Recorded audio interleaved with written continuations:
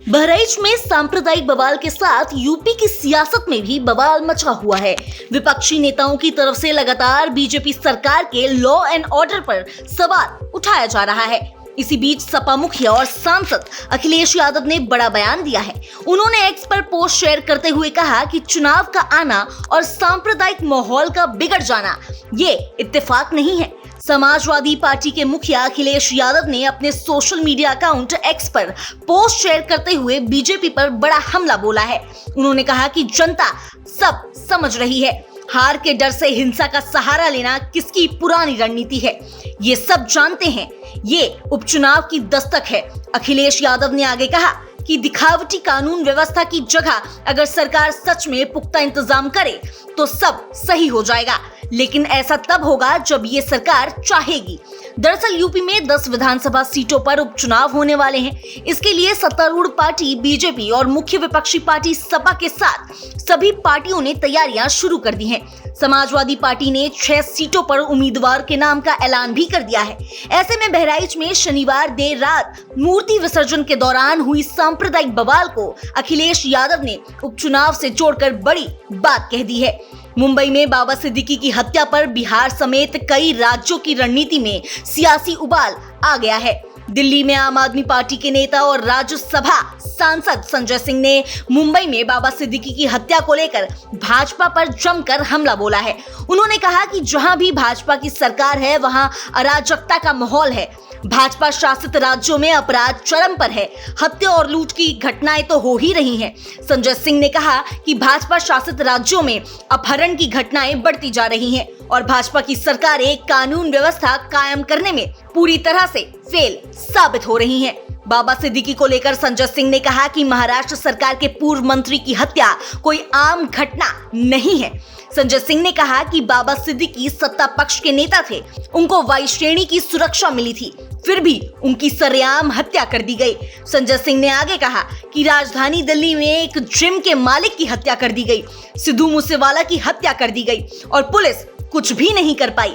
राजधानी दिल्ली में कानून व्यवस्था की जिम्मेदारी पीएम मोदी और अमित शाह की है, फिर भी अपराध थमने का नाम नहीं ले रहा। संजय सिंह ने कहा कि सिद्धू मूसेवाला की हत्या में भी लॉरेंस बिश्नोई का नाम ही सामने आया था।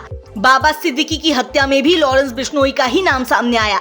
लॉरेंस बिश्नोई गुजरात की जेल में बंद है, फिर भी पुलिस कुछ नहीं कर पा रही है। बाबा सिद्दीकी की हत्या कोई मामूली घटना नहीं है और मैं समझता हूं महाराष्ट्र की जनता आने वाले चुनाव में भारतीय जनता पार्टी को, शिंदे सरकार को सबक सिखाने का काम करेगी। जिस व्यक्ति को वायु श्रेणी की सुरक्षा मिली है उसकी हत्या हो जा रही है, देश की राजधानी में हत्या हो जा रही है, पूरे देश में गैंग संचालित कर रहा है एक व्यक्ति। तो मैं समझता हूं कि अभी और भी धमकियां उसने दे रखी हैं। सरकार अगर सचेत नहीं हुई तो आने वाले दिनों में और ऐसी बड़ी घटनाओं के होने की आशंका है। इसलिए अभी से भी अगर जरा सी भी शर्म भारतीय जनता पार्टी की सरकारों में है, केंद्र सरकार में और राज्य की सरकारों में, तो उनको सचेत हो जाना चाहिए और ऐसी कार्रवाइयों पर रोक लगानी चाहिए। पूर्णिया के सांसद पप्पू यादव ने इस मामले पर तीखी प्रतिक्रिया दी है। उन्होंने अपने सोशल मीडिया पोस्ट में अपराधी लॉरेंस बिश्नोई के पूरे नेटवर्क को खत्म करने की बात कही है। पप्पू यादव ने लॉरेंस बिश्नोई और उसके आपराधिक गिरोह को चुनौती दी है। उन्होंने कहा अगर कानून अनुमति दे तो मैं 24 घंटे में इस 2 टके के अपराधी के पूरे नेटवर्क को खत्म कर दूंगा। पप्पू यादव ने अपने एक अन्य ट्वीट में बाबा सिद्दीकी को बिहार का बेटा कहा और इस घटना पर गहरा दुख व्यक्त किया। उन्होंने लिखा कि बाबा सिद्दीकी मूल रूप से बिहार के थे और मुंबई में जाकर उन्होंने राजनीति में अपनी पहचान बनाई थी। इस संदर्भ में उन्होंने महाराष्ट्र में हो रही हत्याओं और अपराध पर भी सवाल उठाए, उसे महाजंगल राज की संज्ञा दी। पप्पू यादव ने कहा पहले सिद्धू मूसेवाला की हत्या, फिर करनी सेना के मुखिया की हत्या और अब बाबा सिद्दीकी जैसे राजनेता की हत्या से ये साफ हो गया है कि अपराधी बेलगाम है।